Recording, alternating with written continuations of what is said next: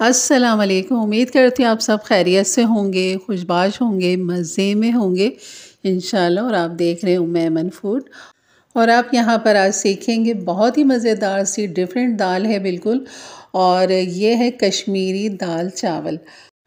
और ये दाल चावल जो है ना, ये कमर्शियल है बिल्कुल। और इसे बहुत ज़्यादा पसंद किया जाता है, ठेलों पे इनके रश लगा रहता है दाल चावल का। और ये लाहौर में एक जगह पे बहुत ही ज़्यादा मशहूर है ये कश्मीरी दाल चावल।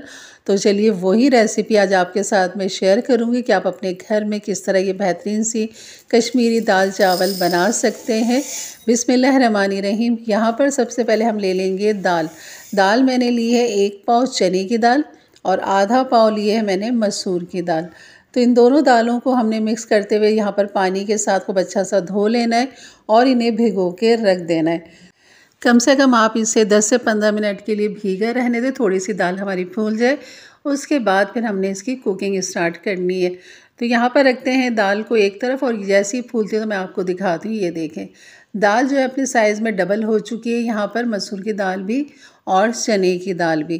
तो यहाँ पर ये 1.5 पाव मेरे पास ये दाल है। और इसके साथ जो मैंने चिकन लिया है ना, यहाँ पर चिकन तकरीबन मैंने बड़ी बोटियाँ ली हैं यहाँ पर 4 अदद। और आप इसके अंदर जो है कम से कम 1 पाव गोश्त का भी इस्तेमाल कर सकते हैं, हड्डी वाला गोश्त भी आप ले सकते हैं।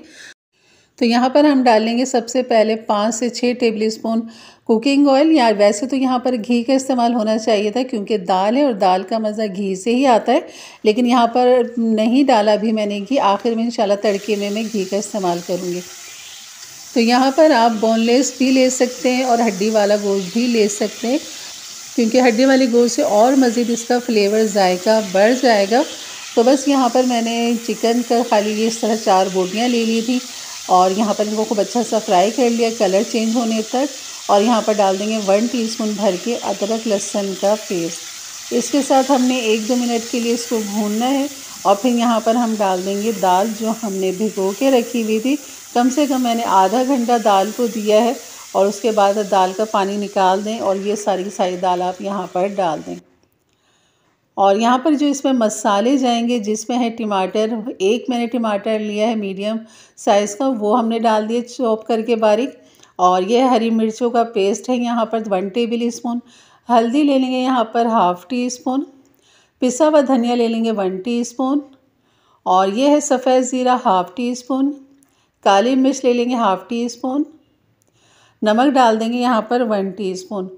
तो यहाँ पर पिसी हुई मिर्च का हम इस्तेमाल नहीं करेंगे, यहाँ पर मैं डालूँगी कुटी हुई मिर्च भी डालूँगी और कश्मीरी लाल मिर्च भी मैंने डालनी है अभी।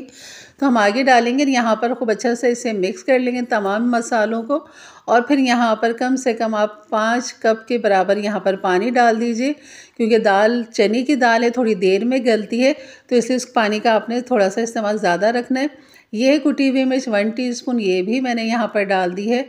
और खूब अच्छा से इसे मिक्स करेंगे और इसको ढक देंगे ताकि जल्दी से इसमें जोश आ जाए। और फिर दाल को हमने मीडियम लो हीट पर पकाना है तब तक जब तक चने की दाल गल नहीं जाती। मसूर की दाल तो वैसे ही जल्दी गल जाती है, लेकिन चने की दाल को थोड़ा सा टाइम लगता है। तो यहाँ पर जो है डाल देंगे कश्मीरी लाल मिर्च ½ टीस्पून, इसको कलर अच्छा सा देने के लिए, क्योंकि इसमें तीखापन नहीं होता है, बस ये कलर के लिए होता है। तो यहाँ पर इसे ढक देंगे। अब इसे पकने देंगे जब तक कि हमारी दाल गल नहीं जाती। यहाँ पर अब बना लेते हैं खुशबूदार से जायके वाले चावल। तो यहाँ पर मैंने बासमती राइस ली है, तकरीबन 1.5 पाव मैंने यहाँ पर चावल ले ली हैं। और ये देख सकते हैं, बस इसको भी मैं धोऊंगी और भिगो लूँगी और फिर हम इसका तड़का तैयार करके खुशबूदार जायके वाले चावल बना लेंगे। तो चलिए यहाँ पर हम चावल की तैयारी कर लेते हैं। तो यहाँ पर मैं घी का इस्तेमाल करूँगी, तकरीबन 2 टेबल स्पून मैंने घी ले लिया है, आप ऑयल भी डाल सकते हैं। और यहाँ पर जो है तमाम पैन पे मैं खूब अच्छा सा इसको इस तरह फैला लूँगी। और यहाँ पर डाल देंगे इसमें कुछ मसाले, जिसमें है सफ़ेद ज़ीरा ½ टीस्पून, तेज़ पत्ता है 2 अदद, काली मिर्चें हैं 10 से 12 अदद और दालचीनी का है 1 टुकड़ा। यहाँ पर आप छोटी इलायची लौंग का भी इस्तेमाल कर सकते हैं और खुशबू जायका फ्लेवर वाले राइस हमारे बन जाएंगे। तो मैंने यहाँ पर बस यही डाला है। और यहाँ पर जैसे ही हमारे तड़का तैयार होता है तो हम यहाँ पर अपने भीगे हुए जो चावल हैं वो हम यहाँ पर डाल देंगे। तो यहाँ पर पानी जो है आप अपने हिसाब से रखिएगा कि आपके चावल कितना पानी लेते हैं, क्योंकि हर घर के चावल मुख्तलिफ होते हैं, तो उसी हिसाब से आपको अंदाज़ा होता होगा कि आपके चावल कितना पानी लेंगे। तो यहाँ पर मैंने ये अंदाज़ा चले मैं आपको यहाँ बता देती हूँ, कम से कम 1 इंच जो है ना पानी वो ऊपर होना चाहिए। इस तरह ये डिप करके आप देख लें, चावल से उंगली टकरा रही है तो 1 इंच ही बस पानी ऊपर होना चाहिए। और यहाँ पर डाल देंगे नमक, 1 टीस्पून भर के डाल दिया है मैंने। इसे खूब अच्छा सा मिक्स करेंगे और यहाँ भी हम इनको ढक देंगे ताकि इसमें भी अच्छा सा जोश आ जाए। फिर हमने इसे खुला पका के दम पे लगा देंगे। तो यहाँ भी उबाल आने ही वाला है, तो बस एक दफ़ा और इसे मिक्स कर लेते हैं और फिर मैं इसे ढक देती हूँ। तो यहाँ पर हम चावल रख देते हैं दम पे अलग से, और यहाँ पर ये दाल को हम देख लेते हैं यहाँ पर कि हमारी दाल में कितनी गलावट आ चुकी, चेक कर लेते हैं। तो आप देख सकते हैं माशाल्लाह दाल गल चुकी है। तो बस अब इसका काम फाइनल की तरफ है कि यहाँ पर आपने लगा देना है घोटा। खूब अच्छा सा घोटना है आपने, और जो चिकन है वो भी आपने यहाँ पर साथ ही घोट लेनी है, और उसे हमने साबुत नहीं रखनी क्योंकि हमें इसका चाहिए रेशा, जो इस दाल के साथ बहुत ही मज़ेदार लगता है। और जैसे जैसे हम इसे मैश करेंगे दाल हमारी थिक होती चली जाएगी। चूल्हा आपने यहाँ पर बंद कर देना है, वरना जो छींटे उड़ेंगी ना वो आपको नुकसान दे सकते हैं, आपके चेहरे और हाथों को। और जब दाल को अच्छे से घुट जाए, इस तरह रेशा रेशा चिकन हो जाए, तो बस यहाँ पर पानी मैंने डाल दिया तकरीबन 1 गिलास के बराबर। और आप देख सकते हैं इस दाल की जो थिकनेस है ना वो आप खूब अच्छे से चेक कर सकते हैं कि आपको कितना थिक चाहिए या कितनी नरम चाहिए। वैसे तो नरम दाल ही चावलों के साथ बहुत अच्छी लगती है। और आप देख सकते हैं चिकन के भी काफ़ी अच्छे रेशे यहाँ पर हो चुके हैं इस तरह। तो आपने इतना इसको घोटना है ऐसे, और बस ये दाल में अब जैसे जोश आता है, उबाल आता है, तो फाइनल फिर इसका जो है ना मैंने हरा धनिया काटा है, काफ़ी अच्छा खासा इसमें आपने हरा धनिया डालना है। इससे जायका फ्लेवर और बढ़ जाता है यहाँ पर। तो तकरीबन आधी गड्डी हरा धनिया की थी, जिसको मैंने इस तरह बारीक काट लिया था, और ये दाल में डालें और ये मिक्स कर लें।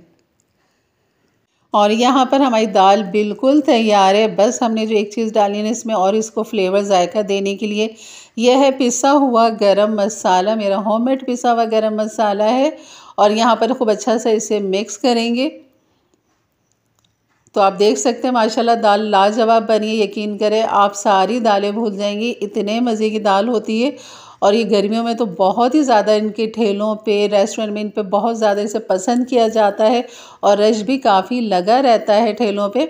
तो यहाँ पर मैंने थोड़ा सा घी ले लिया था और इसमें चंद प्याज के मैंने लच्छे डाल दिए थे। बस हम लगाएंगे इसका तड़का। यहाँ पर ये हो गई जनाब हमारी बेहतरीन सी कश्मीरी दाल और चावल तैयार।